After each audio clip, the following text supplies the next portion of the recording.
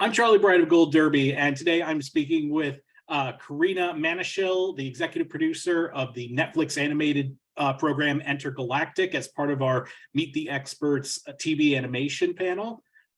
First question I wanted to ask you, Karina, is was this project always intended to be an animated project when it was first devised by Kenya Barris and Kid Cudi? That's a great question. It actually wasn't in its original iteration. The kind of evolutions that it took is this in its very nascent stage started with Kid Cudi, Scott Mescudi, having this feeling like visuals and music were separated. If he does an album, the label will give him 2 music videos. But in terms of creating a holistic visual interpretation of his music, there wasn't really an opportunity to do that.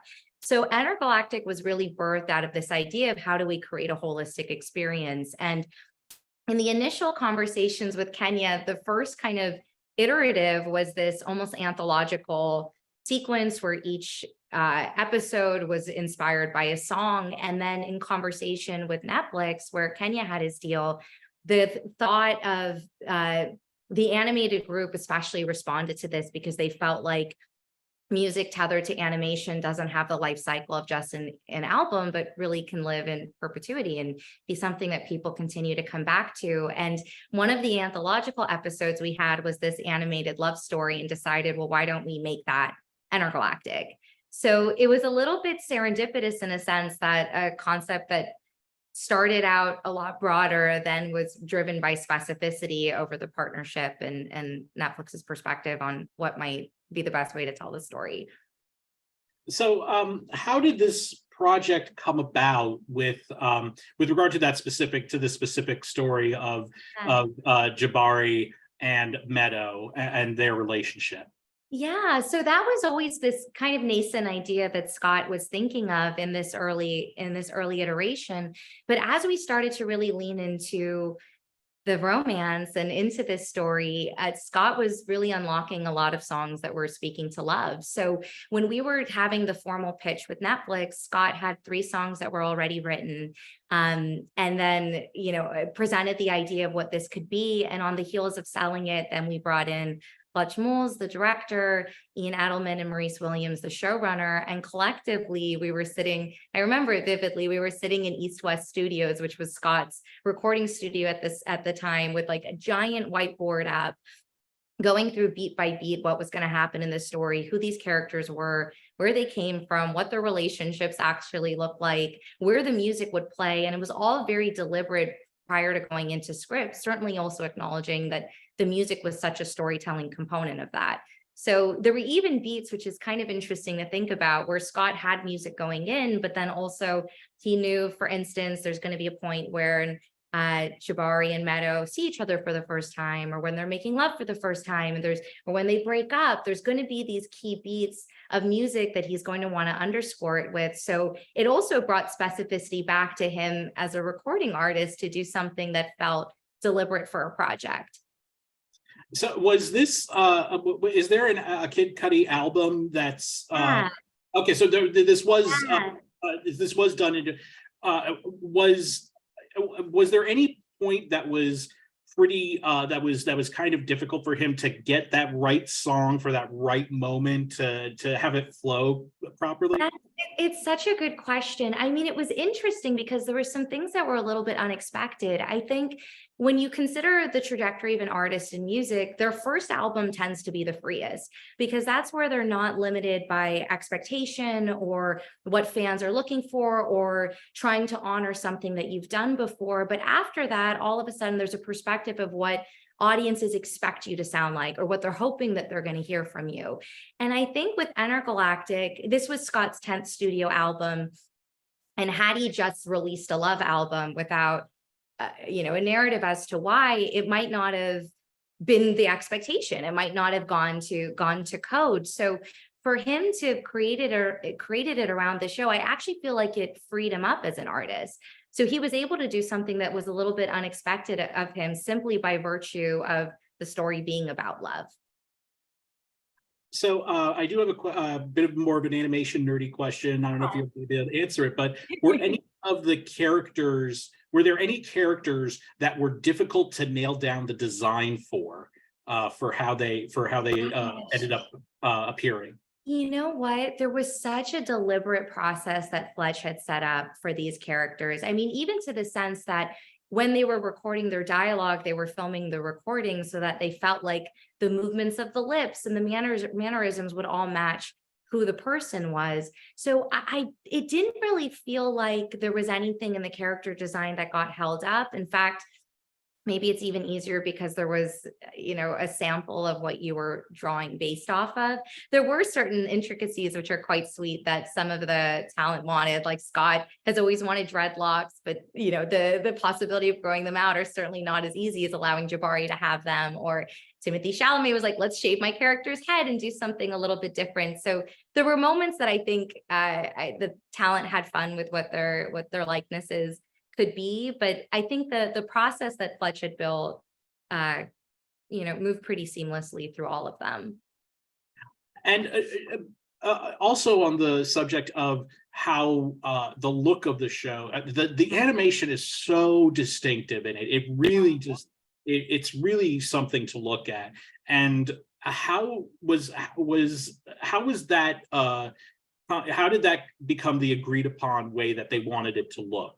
Well, firstly, thank you for saying that. I have to say that the conversation where it started with Fletch almost became the conversation of where it ended. So also in East West Studios, the first meeting we had with Fletch, who Mike Moon and Elizabeth Porter had introduced us to, was all of us in this room, and Fletch had come with this PowerPoint presentation that was less so about his own artwork and more so about individuals that he's been inspired by and different thoughts about what the city could look like and what feels reflective of this moment. I think Scott himself, he says he sees music in color, and I think color has been so indicative of a lot of what he's done with Man on the Moon, and there's just a vivid nature to Scott. So color became a huge part of that conversation early on.